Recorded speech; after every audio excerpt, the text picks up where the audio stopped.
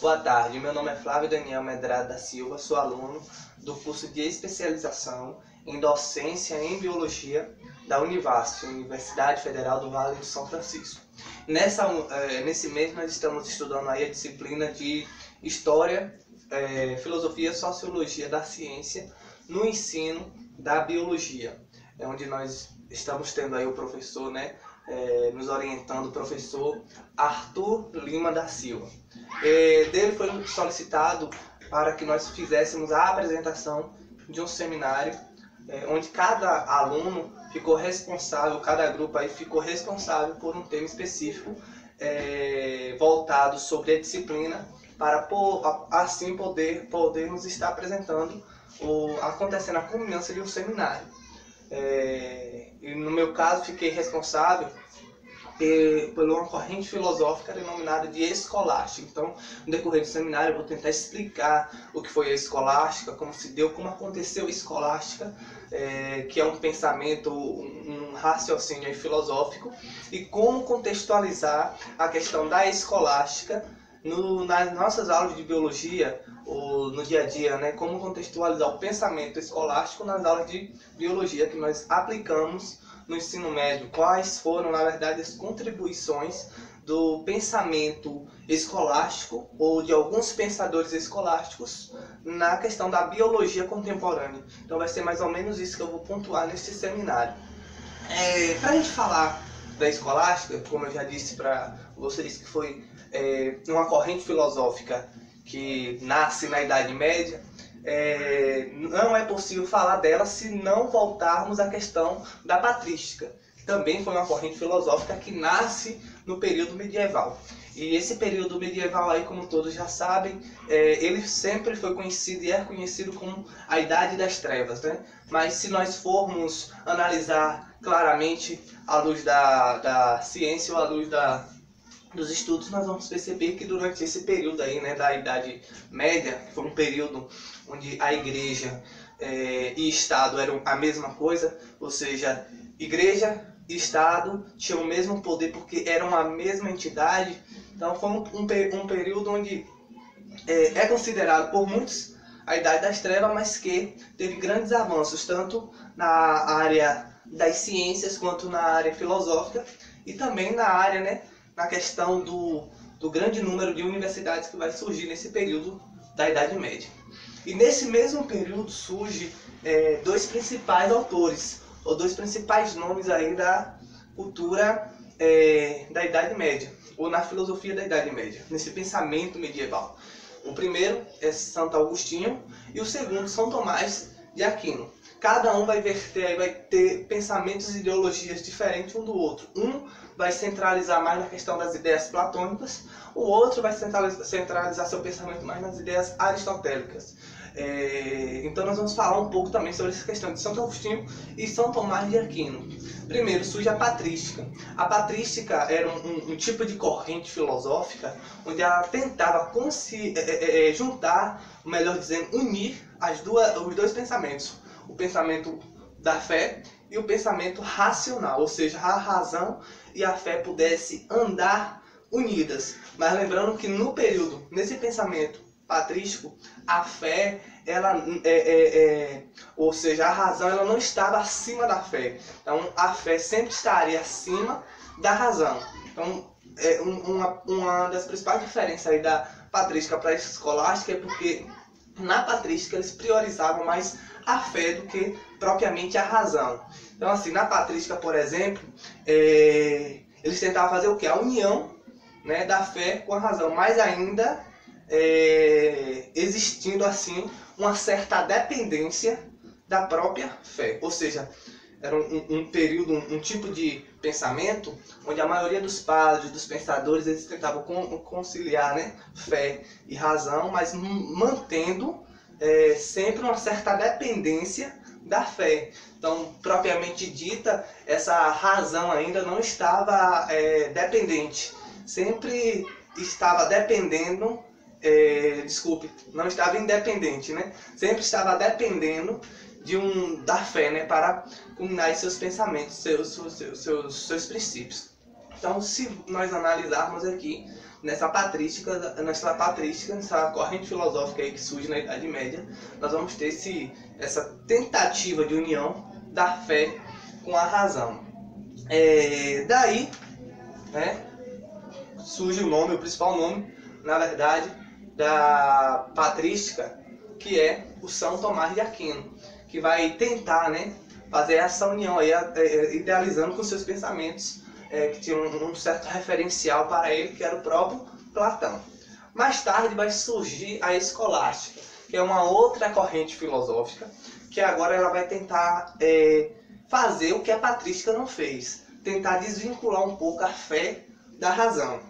E para isso, eles vão tentar utilizar a razão para justificar a fé. Ou seja, a pessoa já estava crendo em algo, mas esse crer, que eles chamavam de fé, para isso teria que ter a prova, a existência. E isso era a razão. Então, esse período escolástico aí, que foi também um período onde vai ter um grande número, o aparecimento de um grande número de universidades, que tem como principal mentor e como principal nome desse período São Tomás de Aquino, surgem os principais métodos racionalistas, ou seja, é um período onde a fé vai tentar se desvincular da razão. Na patrística havia, né, esse objetivo, desvincular a fé da razão, com o surgimento da teologia, na patrística, né, com São Tomás de Aquino.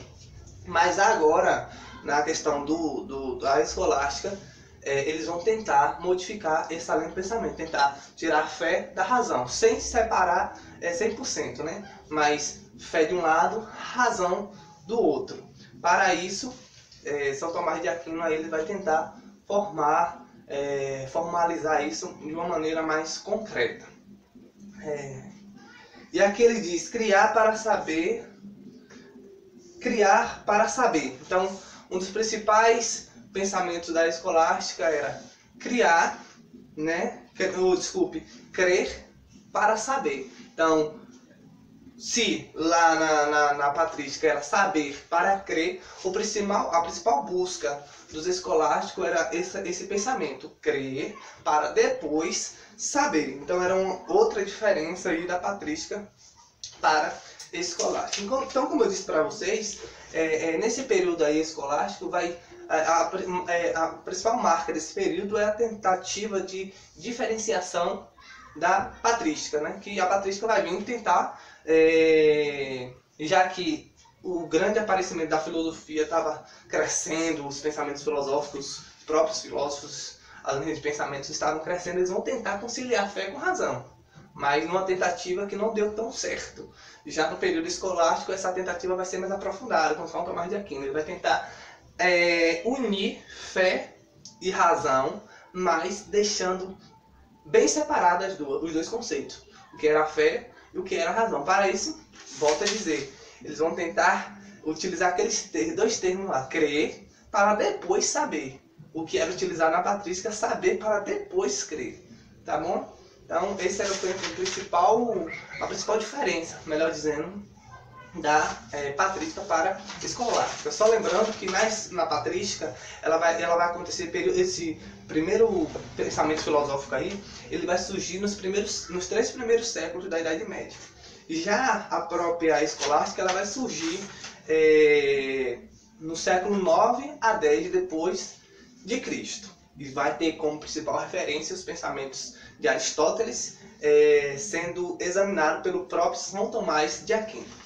Mas contextualizando o pensamento escolástico, ou pensamento da Idade Média, com o nosso pensamento atual, com a questão da biologia. Vamos lá.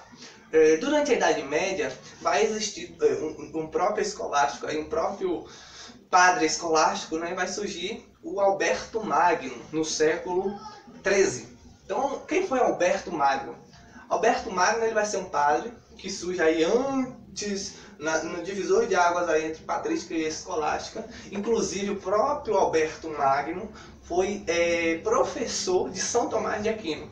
Então, no século XIII, surge esse Alberto Magno, que ele vai ser um amante pela filosofia das ciências naturais. Então, assim, como em todas as áreas, a Idade Média deu influência nas nossas áreas atuais, não foi diferente na área da biologia. E essa influência surge no século III através de Alberto Magno, que vai contribuir para influenciar, na verdade, o pensamento das ciências naturais naquele período da Idade Média, que influencia nos dias atuais. Eu vou já explicar por quê. A principal obra desse autor aí, né, desse escolástico, desse padre escolástico, Alberto Magno, De Vegetabilis et Plantis e De Animalibus. Então essas foram as principais obras dele no século XIII.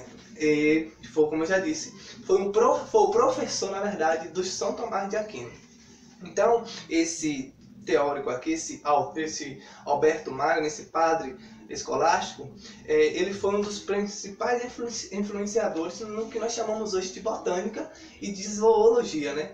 Esses dois ramos da biologia atual, um que estuda a questão das plantas e o outro que vai estudar a questão dos animais, né? Como esses animais interagem com o meio ao qual eles estão inseridos. Primeiramente, que é a biologia. A biologia vai ser o estudo de todo ser vivo e como esses seres vivos interagem com o meio ao qual ele está inserido.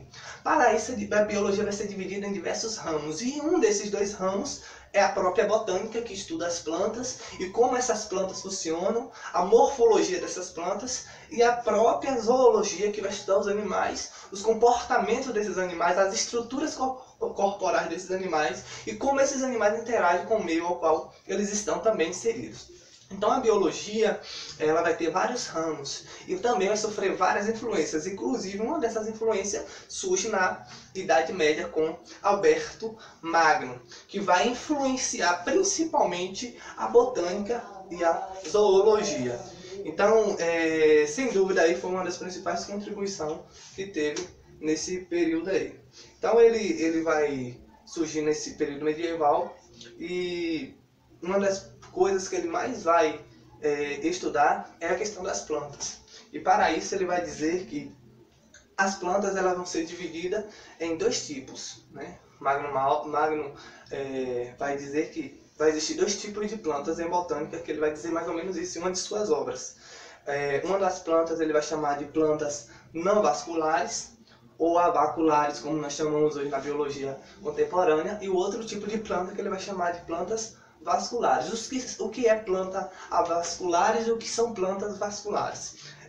Então, assim, ele vai falar isso. Esse pensamento, na verdade, está no livro dele, que ele falou na Idade Média, e que contribuiu para o pensamento hoje sobre a botânica e sobre a divisão das plantas no dia atuais, e que também podemos trabalhar no ensino médio. Primeira coisa, o que são plantas não avaculares? Então, assim, as plantas elas vão possuir um sistema mais ou menos parecido com o nosso sistema circulatório. E nosso sistema circulatório tem um componente básico, que é o sangue. Então o sangue ele, vai ser dividido em 4 partes, né? E ele será transferido aí pelo nosso corpo, transportado pelo nosso corpo através dos nossos vasos sanguíneos. E o sangue é o principal componente, ou um tecido vivo, que ele carrega os principais nutrientes, proteínas, hormônios, substâncias no nosso corpo. Faz esse transporte aí por toda a parte do nosso corpo, através dos nossos órgãos e dos nossos tecidos. Nas plantas também não é diferente. Nas plantas vai ter, ao contrário do sangue nos seres humanos, nos animais, nas plantas nós vamos ter a seiva, que é um tipo de substância que vai estar nessas plantas, que vai fazer o transporte de proteínas, nutrientes para o desenvolver dessas plantas. Então, o que são plantas avasculares defendidas por Alberto Magno na Idade Média? São aquelas plantas que não possuem vasos condutores de seiva. Então, plantas que não possuem, segundo ele, né, que era um assíduo estudioso da questão das ciências naturais. Segundo ele, as plantas que não possuem esses vasos condutores dessa seiva, que é o componente básico aí para a vida das plantas, elas são denominadas de avasculares. As plantas, por sua vez, que possuem esse vaso condutor, né, ela vai ser denominada de plantas vasculares. Então esse pensamento aí de Alberto Magno influenciou tanto um avanço científico naquela época, né, porque assim ele foi um dos principais filósofos e um dos principais pensadores que falou sobre a questão das ciências naturais, ou seja, a ciência voltada para a natureza, como quais são os seres vivos que compõem esse círculo aí, ambiental. E ele contribuiu, seu pensamento, teve uma contribuição naquela época onde teve a questão do avanço científico. Então, assim, a escolástica vai ter vários autores, né, que contribuem para as diversas áreas das ciências.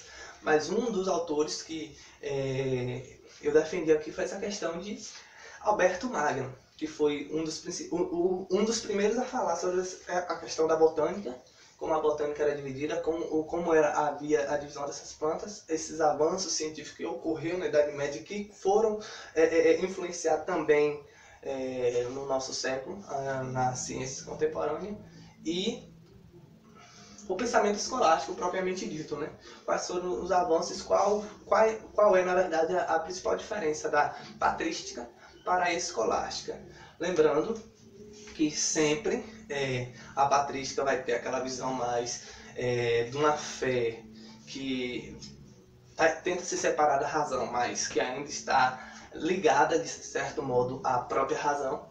E na escolástica nós já vamos ter uma fé, uma razão mais separada, né? Mais visível a separação delas duas, mas sem perder o foco que era a questão da fé, mas uma fé separada da razão, mas independente, melhor dizendo. E nesse mesmo período surge, então, aí São Tomás de Aquino, que vai ser um dos precursores aí do pensamento escolástico, e também surge o padre aí, Alberto Magno, que foi um dos principais pensadores aí das ciências naturais no período medieval, que contribuiu, seus pensamentos, suas obras vão contribuir para o pensamento moderno e contemporâneo dos estudos da botânica e também dos estudos sobre a questão da zoologia. Então esse foi o meu seminário, espero que vocês tenham gostado. Meu nome é Flávio Daniel e boa tarde, obrigado por tudo.